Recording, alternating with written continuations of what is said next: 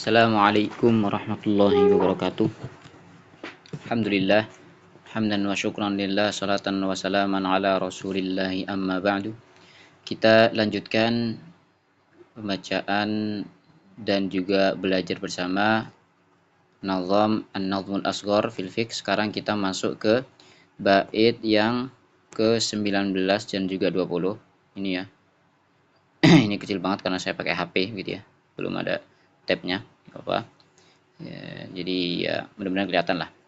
Bait 19 dan juga 20 terkait lanjutan rukun-rukun sholat ya. Rukun selanjutnya yaitu sekarang tsumma julusun baina sajdataini sukunuhu tsanit tasyahhudaini wal jalsatul akhiratu taslimu tartibuha waffaqakal alim. Kemudian rukun yang selanjutnya yaitu rukun yang ke-8 ini ya. Tsumma julusun baina sajdataini. Itu apa? Duduk di antara dua sujud. Duduk di antara dua sujud. Al-julusun artinya duduk, baina di antara sajdataini dua sujud. Nah, itu duduk ya. Jadi bukan ketika dia kemarin kan rofa ya, mengangkat apa namanya? Kan kemarin sujud itu rukun, kemudian bangun dari sujud itu juga rukun.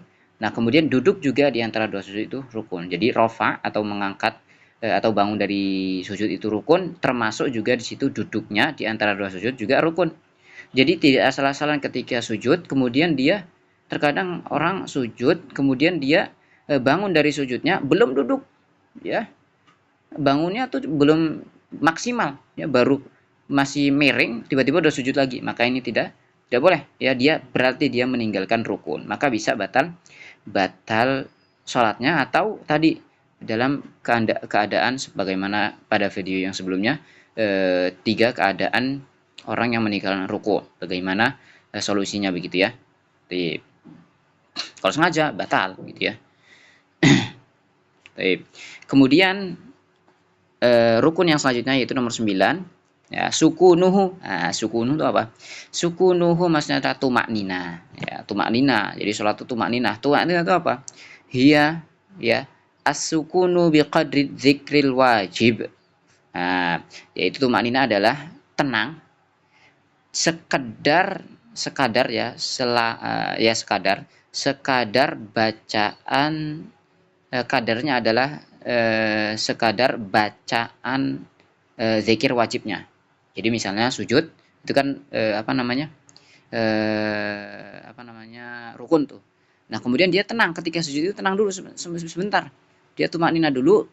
Kadarnya berapa lama? Kadarnya adalah dengan cukup dia baca bacaan wajib, yaitu apa? Misalnya subhana rabbiyal a'la wa bihamdi. 1 kali itu wajibnya. Jadi kalau misalnya 3, 4 dan seterusnya, misalnya mau banyak misalnya, maka itu sunnahnya begitu ya. Jadi wajibnya adalah dia bacanya 1 kali. Kalau misalnya sudah baca 1 kali, maka dia sudah selesai tumakninanya, begitu ya. Jadi jangan belum baca atau belum tumaknina, belum bacanya masih belum selesai, tiba-tiba udah pindah rukun selanjutnya, maka tidak sah begitu ya. Berarti dia meninggalkan rukunnya. Kemudian yang ke-10 adalah tsanit tasyahhudaini.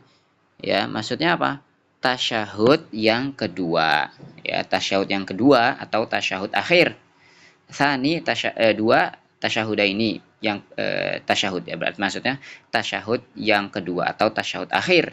Ya, tasyahud akhir ini yang dimaksud adalah lafaznya, yaitu bacaan at-tahiyyatu lillah wassalawatu dan seterusnya. Itu yang dimaksud tasyahud akhir begitu ya. Kemudian selanjutnya rukun yang ke nomor 11 yaitu wal jalsatul akhirah, yaitu juga duduk di tasyahud akhir. Kalau yang tadi kan nomor 10 ini yang ini. Nah, ini dia bacaannya. Ya, jadi antara tasyahud akhir, ini maksud tasyahud akhir adalah bacaannya. Adapun jalsatul akhirah yaitu duduk di tasyahud akhir itu berbeda lagi. Itu rukun lagi. Ya, seperti misalnya kita berdiri. Berdiri itu rukun. Qiyam itu rukun. Kemudian di qiyam itu ada rukun lagi, yaitu apa? Al-Fatihah. Nah, begitupun di sini juga.